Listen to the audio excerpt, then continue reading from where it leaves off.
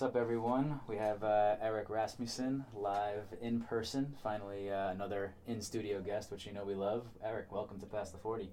Thank you for having me here, Chris. Is it Rasmussen or I was just Rasmussen? going to commend you on your pronunciation of the name. Yeah, Rasmussen is the worldwide accepted pronunciation of the name. All right, so we're live here in Brooklyn in my office-turned-studio for the occasion.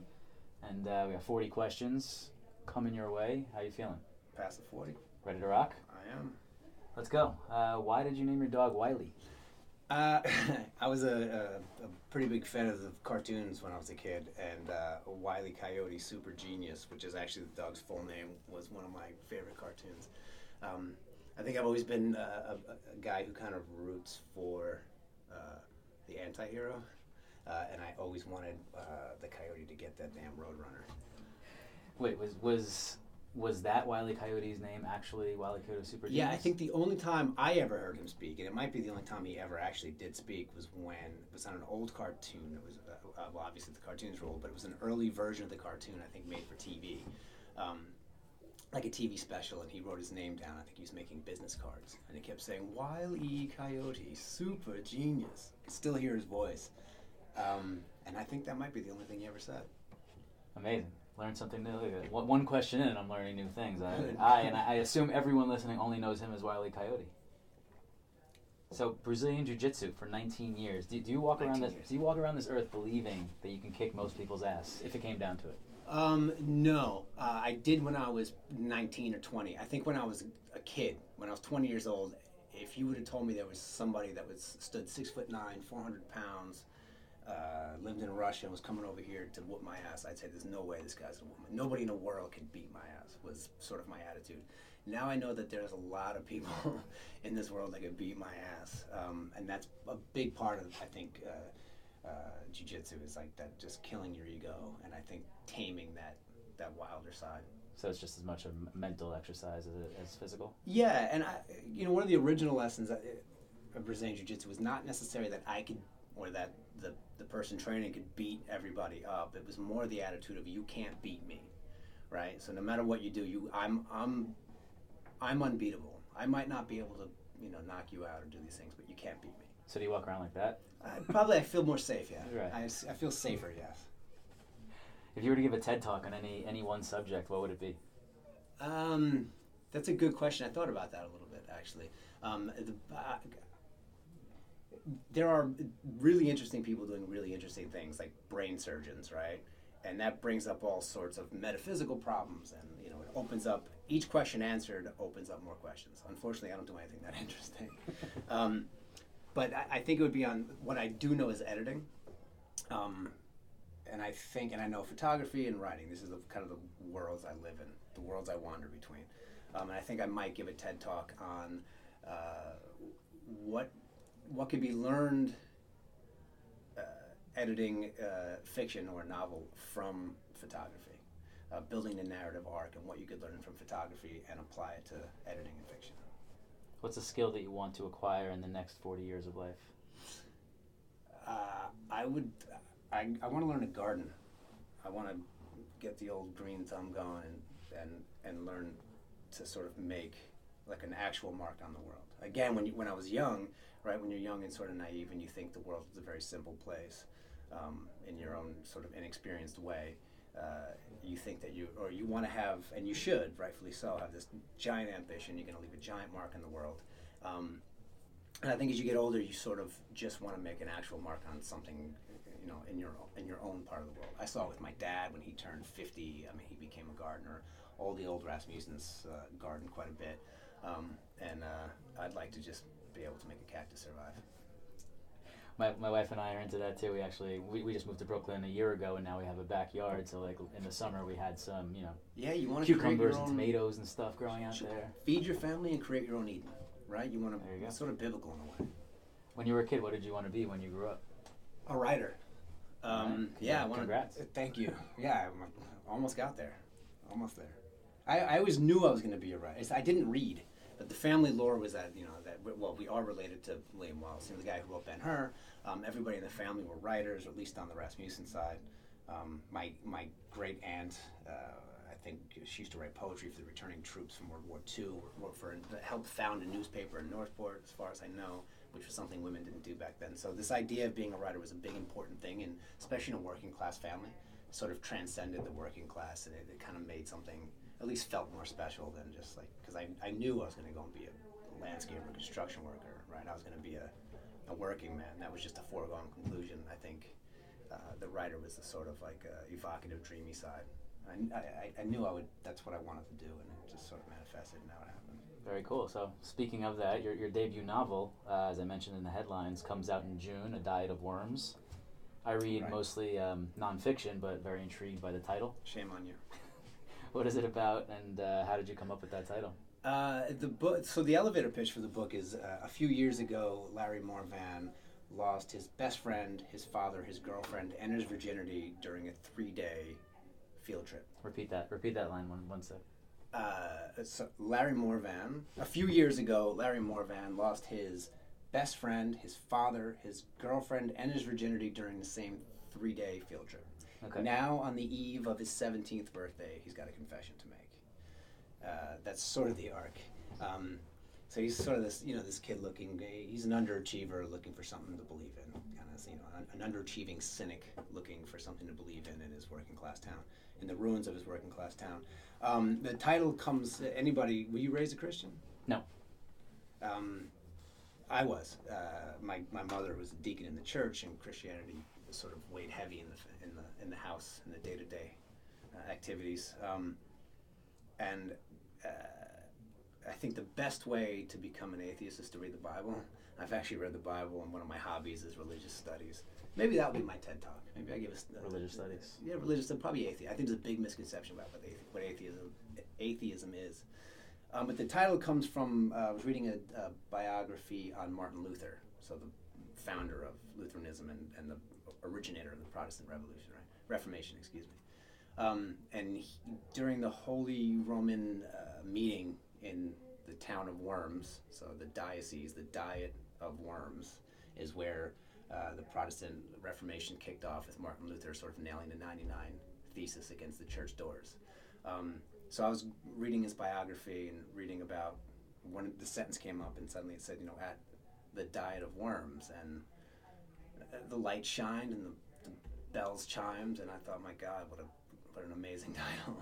A Diet of Worms is it? But in the context of the book, it refers more to this sort of existential nausea.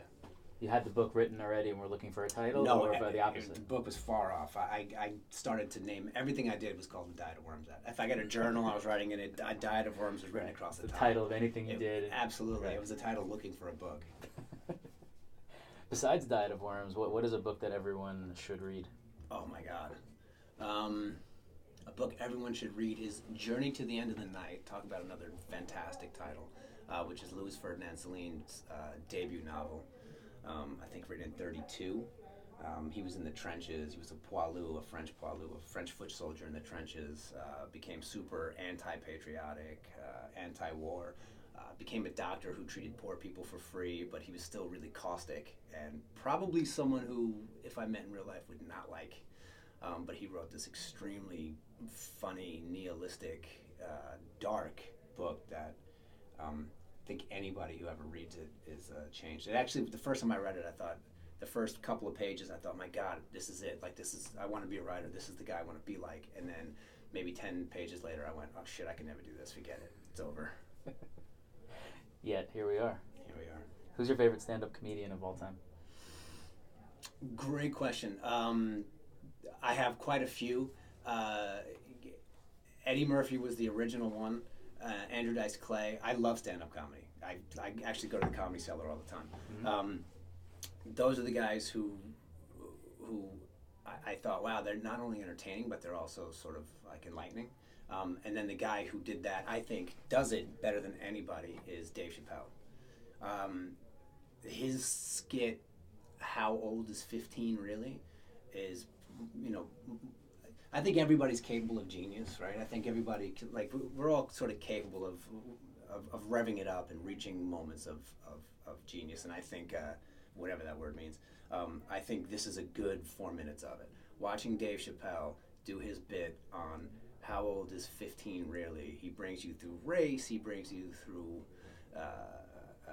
obviously age, sex. He brings you through the whole thing, and you know you're laughing. You're sort of confused at some points. Other points you're enlightened, and then he brings it all home, and you're like your opinions are changed afterwards. It's not just a fart joke, which are the best jokes to be honest. Right. Those work as well. If you could have personally witnessed one event in history, what would you want to have seen? All right, so I did see a monumental historic event, which I was there. I was 3 blocks away when the towers fell on 9/11. So I saw that. I ran down with my camera, took pictures. I was caught in the dust. So it's probably this singular biggest event of our generation, right? Everything is sort of like history was made that day for us, and I think you and I will always know where we were that day. Like when for our fathers it might have been landing on the moon, the JFK assassination, things like that. For us it was without a doubt the towers falling. Sure. So I saw that. I might want to see maybe the opposite. There's Armistice Day, right? The day that World War I came to an end. I think Vonnegut talks about that in the beginning of his introduction to Slaughterhouse Five. But while these guys are entrenched, literally in trenches, it could have been the Germans on one side, the Americans on the other side. At one point, the news trickled down that the war was over, and the commanders, gave the orders to stop fighting. And when that happened, I'm sure it happened in many different ways all across Germany and France and Europe. But when it happened, there must have been a silence, and people must have put their guns down. And I'm sure that was like an actual peaceful moment. There's a lot of talk about peace, but I think that is peace in action. So maybe I'd want to actually see like a real moment of peace. That turn from being in the middle of probably like maybe absolute hell dying to hope. Right. Not hell to heaven, but like it's like hell to experiencing hope in a split second must be something absolutely amazing to see, and I'd like to see that. Very cool. Let's say you have to go on a road trip from Brooklyn to Austin, Texas, and you're bringing 3 people along for the ride. Who are they? And they cannot be family. I love that question. I don't have 3 specific people, but I've evoked 3 people, right? So one would be a comedian, because I'd like to have a comedian on board. So maybe Louis C.K. Other people have answered this question with comedians in the car. Good. Specific ones? Someone might have even had Louis C.K. Like maybe the first person I interviewed, thinking back about this, possibly he might have been the one. Yeah. But other people have done that. I think he'd be cool. I feel like he's like the latest scandal notwithstanding. I think he's probably like a cool guy to have around and like easy to get along with. I could tell you probably a total cunt. I don't know. So a comedian, just when things get dull, somebody to spice it up. Somebody with a really good, like a DJ maybe. Someone with a really good playlist. Because I don't keep playlists, and then for me it'd be like the same 4 songs over and over again. It'd be like Down in Yon Forest from Woven Hand for fucking 16 hours straight. I don't even know what that is, but I don't want to be on that ride. So those 2, and then I don't know, maybe a prostitute. No, I'm just kidding. Then the third person would be like a cook, right? Someone who's really into food. And also it makes sense when you actually get to Austin because if you don't have there's a lot of nightclubs and venues and great food all over the place. When you actually get to Austin, you have like a good crew to arrive with. That and a bomb-sniffing dog, apparently. Because Austin's blowing up every 10 minutes. I think music and snacks are so vital for a long road trip that you have to have somebody in charge of those things. Yeah, and then I'll drive. I'm happy to drive if everybody else got the other stuff covered. What's the best piece of advice you've ever been given, or something that you can sticks out? Never rat on your friends, and always keep your mouth shut. Obviously, not given directly to me, but that's Jimmy the Gent giving it to Henry Hill. That's all right. And, that still counts. It's very good. Yeah, silence is golden. Or in Mark Twain's version of it, better to keep your mouth shut and appear stupid than to open your mouth and remove all doubt. I love that one. And it's becoming more pertinent and germane as I get older. Just to shut the fuck up. listening is a skill that most people are not that great at, actually. Yeah. Surprisingly, it seems like something that should be so simple, but it doesn't. It involves empathy, and this day and age, empathy is hard to come by. What are you afraid of? Probably, besides like spiders, right? Obviously. Yeah. I should have clarified the question. Besides spiders. Besides spiders, I'm probably the same. It's pretty banal, but probably just failing, or maybe even success, which is that sounds kind of corny, but the responsibility that comes along with success sometimes can be intimidating. I'm in good company with that as well, though, because I think God, what's his name? Who's the Curb Your Enthusiasm guy? Larry David always talked about that. Suddenly something goes well, and he's like wants to cry. He's like, "Fuck, do I have to really do this now? There's this whole spectrum of responsibility." Right. People think I'm gonna do something. Yeah, great you go now. and sell a screenplay or something. You get $100,000. You're like, "No, I got to sit down and write this. You're successful. You did it. You sold this thing. Right. Now you got to do the work." And Right. there's a lot of expectation that rides on that. For sure. And in a way, it's like, that feels burdensome. Would that mean that you're saying you are not successful up to this point? No, I mean success is measured differently. I think, it depends on how you measure it. Obviously, the At Large magazine has been very successful. It's not, we don't sell 500,000 copies, but we have great relationships with clients, and the people. It sells out every time it goes out, and we get great feedback from it. So I mean that's success. It's just a measurement. If I talk to your best friend, how would he or she finish the sentence? I love Erik. He's the best, but I wish he were a little less blank. A little less political. I think I annoy people with the politics and especially the atheist. I think those things are so they're so intertwined. But probably they'd say I wish he was a little less political. If you could have a drink with one historical figure, you brought up a few already. Who would it be? I think it would probably be. I brought up Martin Luther before, but this one would be Martin Luther King Jr. He's been a hero of mine for a long time. He sort of straddled these two very interesting worlds of politics and religion, but like the best of America while experiencing the worst of it. And I'd just be really interested to talk to him, especially especially against the backdrop of the times we're living in. I'd be really interested to hear what he had to say. Or like Thomas Jefferson, right? Somebody who really knew the Federalist Papers and knew the Constitution forward and backwards, and to have a chat with him and see what he thinks about the state of the Union now. There's also a few things I'd like to clear up, because I'm fairly sure he was agnostic at best, deist at best, certainly not a theist, and probably this day and age would be an out-and-out atheist, and I would like to get that on the record. All right. If you won the lotto tomorrow, not tonight because I'm going to win the Mega Millions thing tonight. Okay. What are three things that you would do with the money? I know I would. It's a little unfair because a lot of my nieces and nephews already graduated, so I'd started. I'd make sure the two that are still in high school would go to college, but they'd have to earn it. I'd have to spread it around the family a little bit, so I know that the family would spread around, and I know that I would disappear for a while. I would get a first-class ticket, of course.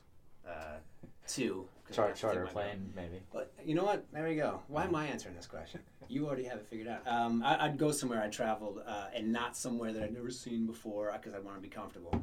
I would go and take like a proper vacation. It wouldn't be challenging at all. And then the third one would be, I'd buy a house. Where? Or two, or Where? three. I'd buy one here in New York, but in Long Island. Like, I'd buy a house, like, with property.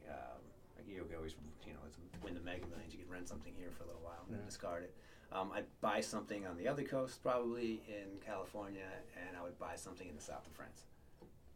What is something that hangs on the wall in your home?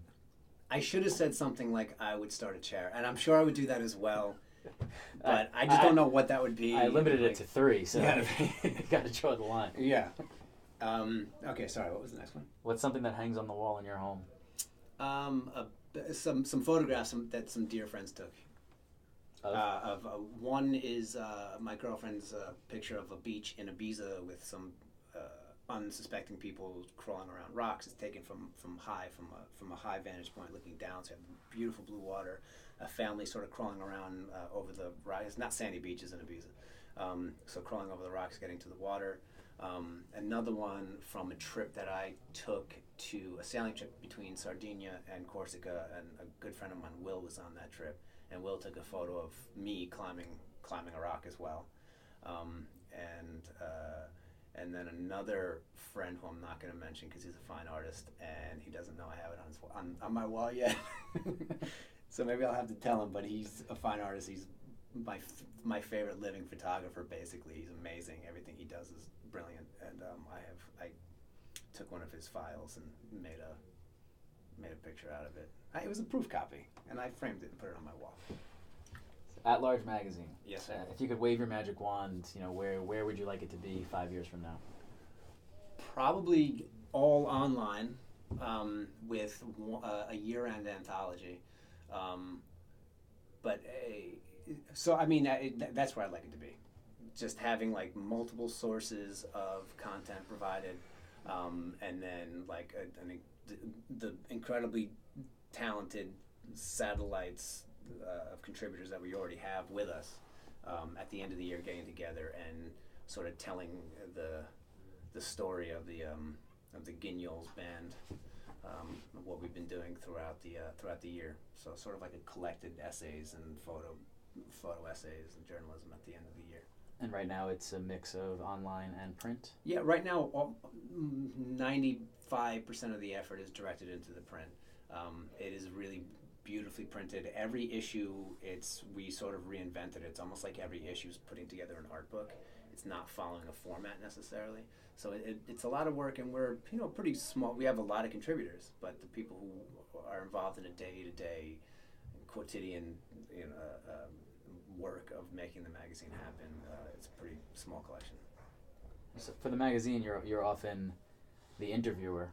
Yes. And another vice versa of what we are right now. Right. I'm usually asking the questions. What is a go-to question of yours that you like to go to? If the world, I've never answered this question myself actually. If everyone in the world was exactly like you, how would it be different? What would be better and what would be worse? How would it affect the world? If everyone was just like you, what would be different about the world? Interesting. Or what would your dying words be? How do people respond to the first one? They're usually some people most people think it'll be better. No, surprisingly, a lot of people say, "Well, the world would be overall worse," which is I think them being bashful. I don't think anyone really. I know that if everyone was like me, the world would be. Everyone would be a better driver. That's how it would be better. Important. Yeah, and it would be worse because I think I'm not the most motivated person, and there are people in key positions doing things every day that really, really adds the energy to something small like New York City. Without people that get up and like make the subways run and clean dishes, all the really important work that add the energy to the city, that really would just not work without them. Rich people can go anywhere. People that make money, and there's nothing wrong with those people. I'm not disparaging them. I'm just not. I couldn't do it, man. I think it wouldn't be well done. So infrastructure would take a hit. Big time. The subways would not run on time. Not that different from now. Yeah. Well, here we go. What's a quirk of yours that few people know about? I'm a nail filer. In times of worry, Mother Mary does not come to me. If I'm stressed out or something, I'll grab a pair of I'll grab some nail clippers and clip them and start filing my nails. Yeah. How often does that happen? It happens more often because of jiu-jitsu. You don't want to scratch people's face all the time. Right. So I already keep them pretty trim. But I could say before I came here, my nails are pretty dull and trimmed right now. I don't even do jujitsu, and I don't want to scratch people's face out either. Who's your celebrity crush? I don't have. So that's probably a question people can answer pretty well. I don't watch that many movies, and I don't really know celebrities too well, pay attention too much. But I have I've passed Penelope Cruz in a hotel staircase once. So I've seen her in person, and it was she's like, she's stunning, obviously. And then I've been watching the assassination of Gianni Versace on Netflix, I think, or one of those. My girlfriend does the channel surfing. Yep. And she's weird, she has those dopey eyes, and she's not. I mean, she's obviously anybody else. She's a 10. So I'm not saying she's weird looking, but she is a little bit dopey looking. And then she plays an even dopier looking person on the movie in the show, which is Donatella Versace with that deep voice and that lisp. Yeah, and she's like talented. She's gorgeous. So you're into dopey lisp. Dopey Latin women, apparently. It's a pretty good one. She told me about that time on the staircase. Oh, right. It was big for her. Yeah. I know. If you could relive one single day from your past exactly as it happened the first time, what day would you choose to experience all over again? I think, honestly, the day I got my dog. How long have you had? For a year and a half. Oh, recent. Yeah, it's pretty recent. But it was just a good day. A lot of expectation, and then, the expectation was also exceeded. She showed up, and she was like perfect little puppy. It was just a happy day the whole day. Love at first sight? Yeah, and an easy day. Nothing really spectacular happened, so it's not like it wouldn't be reducing something spectacular to a banality, right? It wouldn't be like it's just a good, solid day where nothing bad happened, only good things happened. Like Ice Cube? Today was a good day? Today was a good day, yeah. Nobody I know got killed in that way. What 3 movies would you take with you to a deserted island? So I've thought about this before too, and how do people normally? They go Fellini.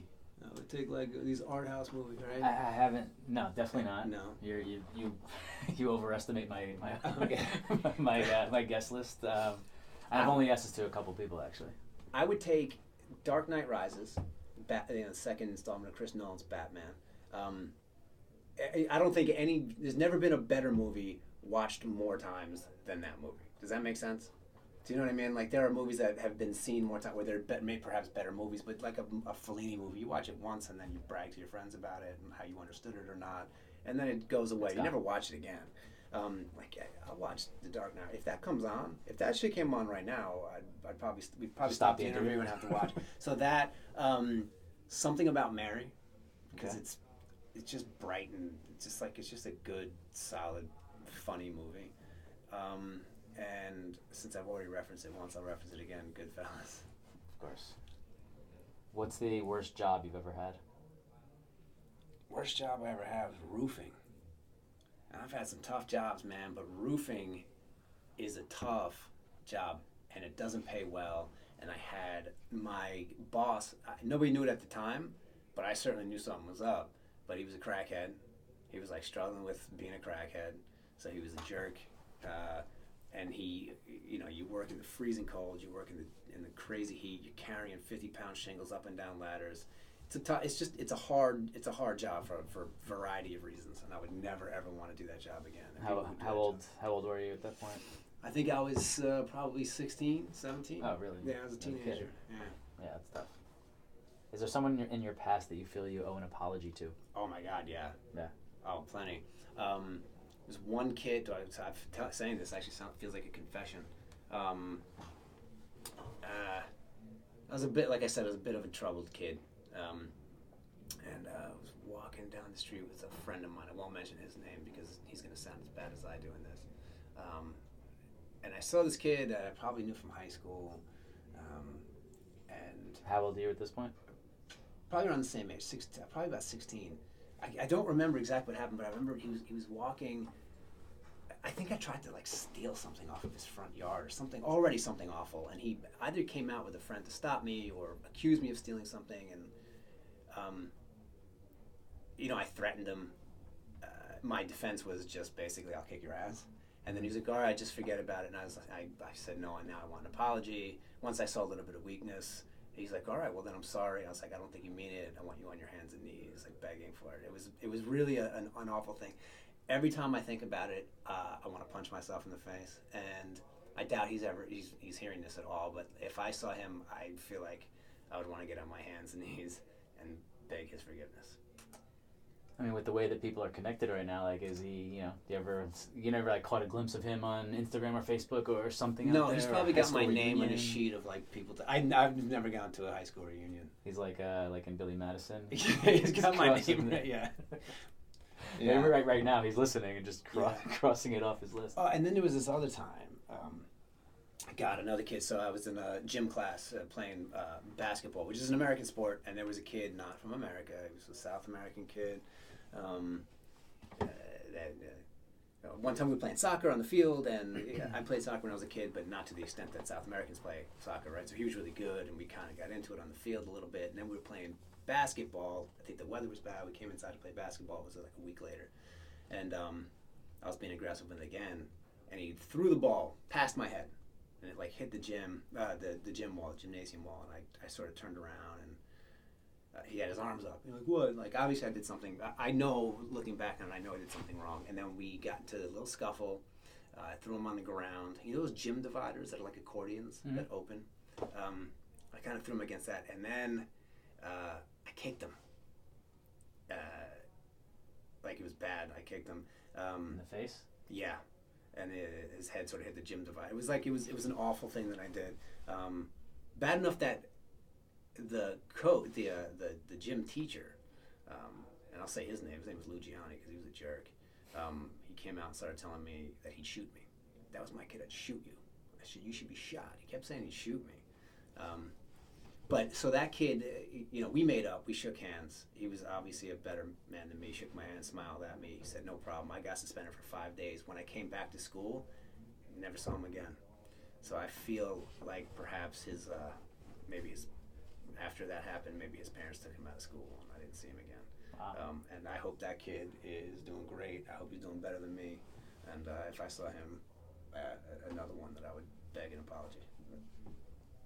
Or I would beg forgiveness, excuse me. For sure. What's a piece of advice that you would give to your 20-year-old self? Invest in Microsoft. What's another piece of advice?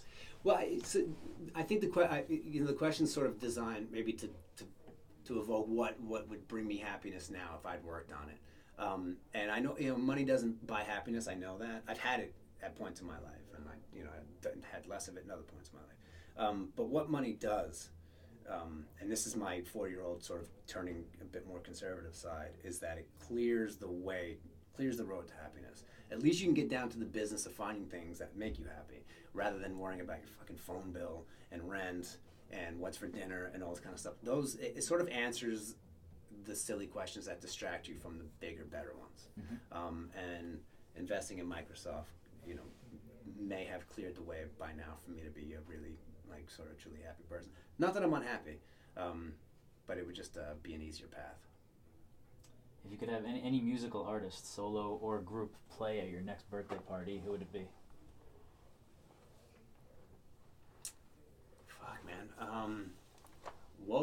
For me it would be Woven Hen or 16 Horsepower probably. Or no, Rolling Stones, man, they're still around. Yeah. Rolling Stones. But for the people there, to get them more excited, it'd probably be like Justin Timberlake or Justin Bieber or one of those people. So you like to be a good host and play to the I prefer to be a good host. Yeah. Yeah. What's something you've tried that you'll never ever try again? Nasal irrigation. Explain. Like a what do they call it, a neti pot? Yeah. You know what a neti pot is? I've heard people describe it, and I've thought about it, but it seems like kind of weird. It works for some people, but I tried it once. I was talking about getting this neti pot and solve all your problems. I have a deviated septum, and I used to get nose problems. So to get ahead of this, I went and got a neti pot, and I was like, all right, I'm going to use it. I did it exactly how I was told to. I put the right salts in, whatever you're supposed to put in there, and I poured it through my nose. Felt like I was suffocating. You know that sensation you get when you breathe underwater? You get water up your nose, and your whole face feels like it's going to melt. Yeah. I got that feeling, and then within it gave me already gave me a scratch in the back of my throat. Within 2 hours, I had a stuffed nose, and then the next day I had one of the worst nasal infections I've ever had in my life. It was a total disaster. So the reverse of what you're supposed to do. I'll never do a nasal irrigation. I'll never use a neti pot again. What's the for your last meal? What are you gonna eat? Last meal, God, probably just garbage. I've been a vegetarian for a number of years now. Oh, yeah? I think maybe my last meal, because I'm assuming if it's my last meal, it's everyone's last meal. Because the world must be coming to an end if it's my last meal. Corned beef and cabbage. Bucket. Is that a sandwich, or is that just on a plate mixed together? No, you're not Irish at all, are you? No. I don't know. Come on, you talk to 46% of it. Right. No, it's the way the way my parents do it is like they basically boil corned beef with potatoes and carrots and God, what's that other? Some vegetarian. I can't even name the vegetable that goes in there. Cabbage, with a bunch of I don't know what's in there, mustard seeds and all sorts of spices, and they just boil it all together, and it comes out with some rye bread, and eat it with mustard, and obviously a nice Pilsner or an IPA or something. Very super cold beer. Laughing. All right. Finish it off with some strawberry shortcake or. Yeah, gotta have some dessert. People don't answer this question fully enough. They always. No. Yeah. I would have some snacks. I would have appetizers. I would have ice cream. And whenever I get asked this question, whenever I'm in the hot seat. Right. What's the best compliment you've ever received, or one that stands out? There's two. One, I went into this crystal store. This woman was selling rocks in the middle of Huntington Village. It was like a spiritual store. I walked in and I was young. I was probably in my mid-teens. And we had a little bit of an exchange. And I remember she said to me, "You remind me of my son, and I love my son." She had this accent too, so it was better said by her. The other one is was told secondhand. It was my niece and my nephew and my brother-in-law. This is before the other kids were born, so they're probably 4 and 8 or something. My niece was 8. My nephew, my godson, was 4, and then my brother-in-law were gonna play superheroes. And my brother-in-law said, "I'm Batman." And my niece said, "I'm Superman." And my nephew said, "I'm Uncle Erik." So yeah, it's probably the best compliment I've ever got. That is awesome. What are you most excited about right now? The book, A Diet of Worms. For sure. Yeah, that's the easy one. Where are people going to be able to find that? It'll be on mastodonpublishing.com. That's mastodonpublishing.com. I think a lot of people have been spelling Mastodon, M-A-S-T-A. It's M-E-S-T-O. There's the editor in me. Mastodonpublishing.com. It'll be available on there for pre-sale until June 15th, and then it will be in bookstores and eventually on Amazon. I've got some readings coming up, including at Dixon Place this Friday. I don't know when this is going up, but on Friday, the 23rd of March, have a reading at Dixon Place, and then kicks off a couple other readings going on. Is Dixon Place on Christie Street? That's it. I lived across the street from there for years. March 23rd? Never went in there. Really? I've never been in there either. Yeah, I always remember looking at it, what goes on in that spot right there? It's yeah, above, weird stuff goes on. Sammy's in that spot. Romanian, right? Yes. They have burlesque there or something? They have all sorts of weird stuff. I've never been in there myself, but I've been following their website and their Instagram lately, and I'm like, I wonder why they're interested in me. Or what interest I bring. I don't want to turn this into a promo spot for Dixon Place, sure. But Friday, go check you out. This will be up, maybe even today or tomorrow. 7:30. What should all 40-year-olds go and do or try ASAP? A call to action for all the 40-year-olds listening. I mean, I hate to say this over and over, but Brazilian Jiu-Jitsu, they should just go and do it. I think a lot of 40-year-olds I know are kind of forgotten what their body is capable of. A lot of them go, I'm 40 now. I use that excuse myself all the time, especially at Brazilian Jiu-Jitsu when the rolling gets really rough. Right. Like, I'm 40, man. Take it easy.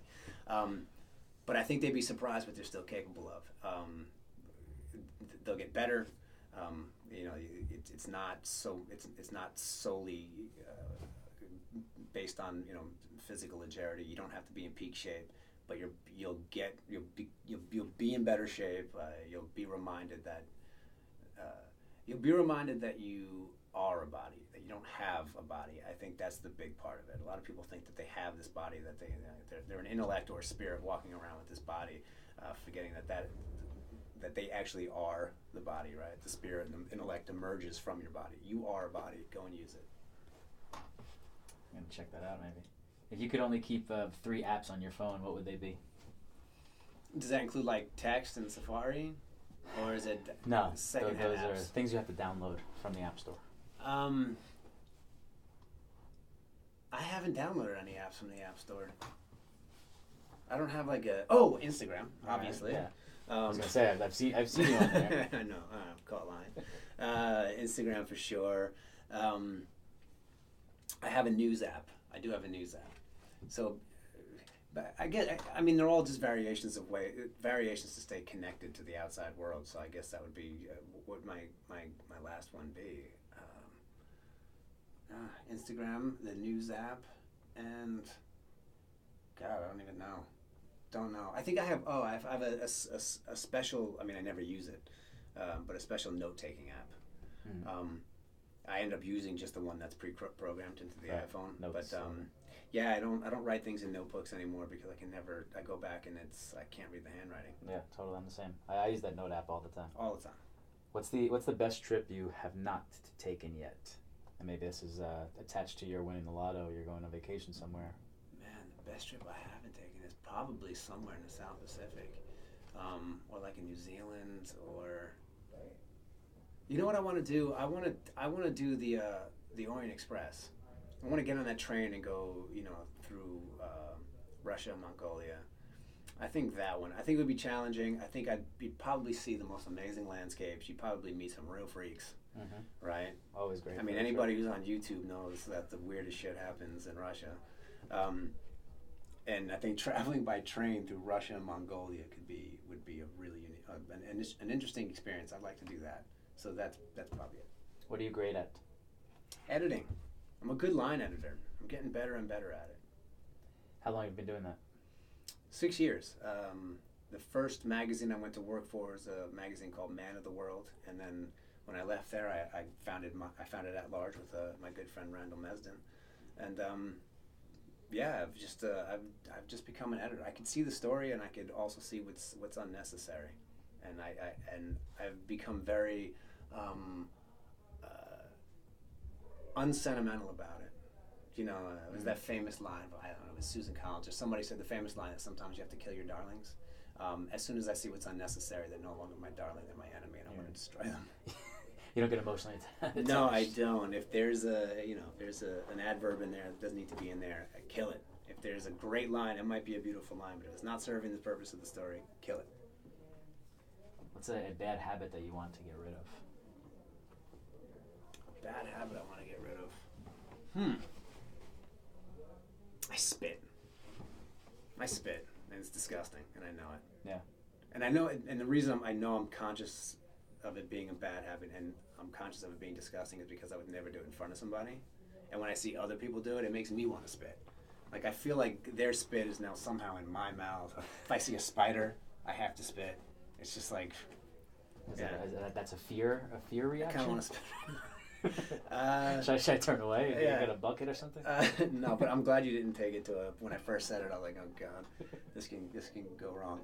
But yeah, I am a spitter, and I would like to do less of that. I think there's also probably some underlying, psychological reason that I do it, and that probably needs to get fixed. So there's probably more than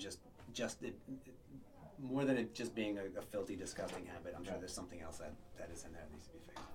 If you could work for any person in the world, who would it be, and what would you want to do as the job? So I think that's the toughest question that you've asked, because I don't. It would have to be. It would have to be more. I'd have to evoke somebody. I don't think that there's a real person. I'm sure this person exists, but it'd have to be someone that's.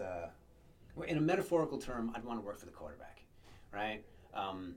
So I want a person that understands that I have a role, and then after the ball is snapped and chaos ensues, just trust that I'll do the best job that can be done, that I'm the person for it, and if you send the ball downfield, I'll be there.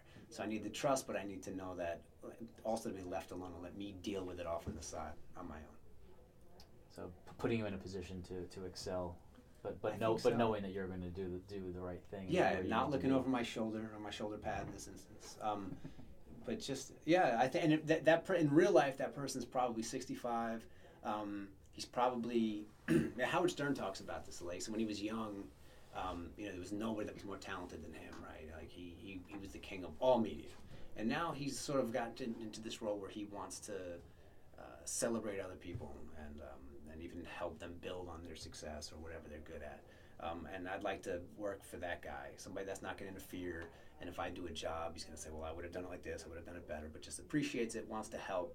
And, I've gotten into this role as an editor. I started At Large Magazine with the naive idea that I was the smartest. I could write the best stories. I could take the best pictures. Like everything that came from me would be the best version of itself. And then we really got into the work, and I realized I don't write the best profiles. I don't take the best pictures. I'm not the smartest. I'm not the most talented. But that guy takes the best pictures. This guy writes an incredible story. These people are really good, and I want to assemble that team, and I want them, at the end of the day, it's going to reflect on me and make me look good. For sure. Right? And I just want to send those guys out to do what they can do. So. What's a pet peeve of yours? Line jumping. And I don't mean cutting into line, like cutting into a cue, which everybody hates that. I'm talking about when you're watching a movie with somebody and you're crescendoing through a scene and the protagonist is about to say that great line and somebody says it first. Right? My dad is like famous for this. We'll be watching, Braveheart or something, and what's his name? Mel Gibson is up there on his horse, he's giving his speech. Wallace. William Wallace is up on giving his speech, and my dad will go, "You may take our lives," and William Wallace goes, "You may take our lives." So he beats him to the punch. It's not even doing it with him. He does it ahead of him. Yeah, exactly. It's like, I don't know. And then there's people that do it in songs as well, They like sing each line of the chorus right before the guy sings it, and you're like, dude, this isn't about you, man. You know what I mean? I haven't quite figured out what's so annoying about it, but it is a pet peeve of mine. Who is someone that should be a guest on this podcast? Oh man, I got a whole bunch of people that you'd be interested in talking to, except a lot of them aren't 40 yet, or they're much older. You know what? Actually, that question makes me realize I haven't got a lot of 40-year-old friends. Really? Yeah, because my instinct was just at first I know a lot of interesting people. Mm-hmm. I'm like, yeah, but they're not. They're either quite a bit older than I am, or they're a bit younger. I have to think about that one. It's interesting. Why do you think that is? I don't know. Even in high school, I didn't really have that many friends. I mean, not that was like some kind of an outcast or a weirdo. Even though I was bullying people. I don't know. I just when I left high school, one of my best friends was a number of years older than I was, and now a lot of the people that I hang around with that I have my social circle tends to be like the jiu-jitsu guys, and they're like in their 20s and early 30s. Mm-hmm. It's not that many guys that are 40 doing it. Right. A couple guys that are a lot older that do it, and they're amazing. But yeah, I don't know. I don't really know that many 40-year-olds. My friend Joe Toto's 40, and he's a filmmaker. He's a really interesting guy, born and raised in New York. New Yorkers are interesting people. You ever hear that Garfunkel?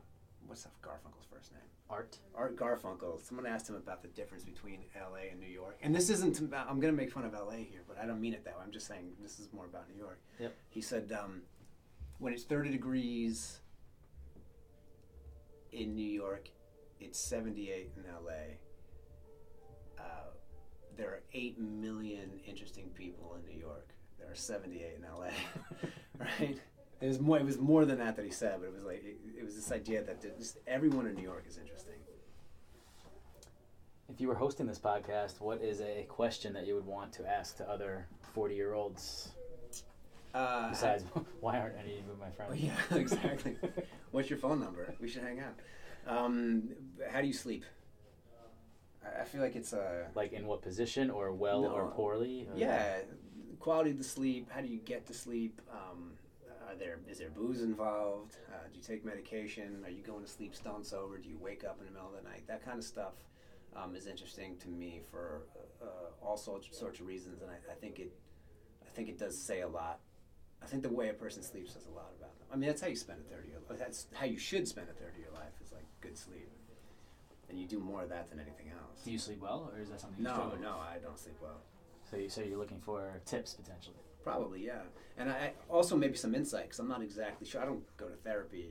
I've never been in an analysis or anything like that. So I'm probably maybe looking for some help. We've made it to the final question, which is the same for everyone. You chose a song to play us out of here. Why? What is the song that you chose that everyone's going to hear in a minute or so, and why did you select this specific one? So I chose. It's a song from 2016, so it's a couple years old. I just didn't discover it, because you don't discover, but I just found this song a month ago at work. Somebody was playing. Somebody was DJing. They were playing trap music all day. And this song came on, and it just struck with so much energy, and it was uplifting, and it was like fun.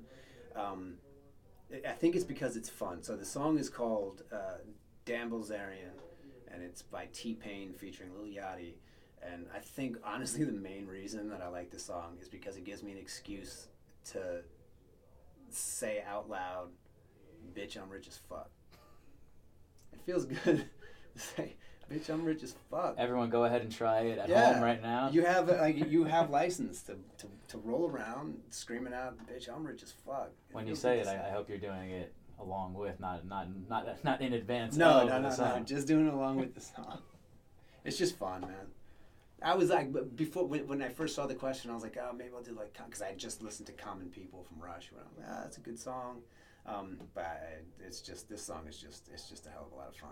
It's whatever you're feeling. Fun is good. Yeah. And we've reached the end of our 40 questions. Yeah, and this was fun, man. Good. Yeah, I had a great time. I had a great time as well. So thanks for being here. Thank you for having me. Glad we came. Glad you came in. Right We did this in person. Everyone enjoy Dan Bilzerian, T-Pain featuring Lil Yachty, and Erik Rasmussen. Check them out. And A Diet of Worms. Coming soon. Thanks, everyone. Thank you. Cool. That was awesome. That was great, man. You did great. You're an interesting. Hot seat, for sure.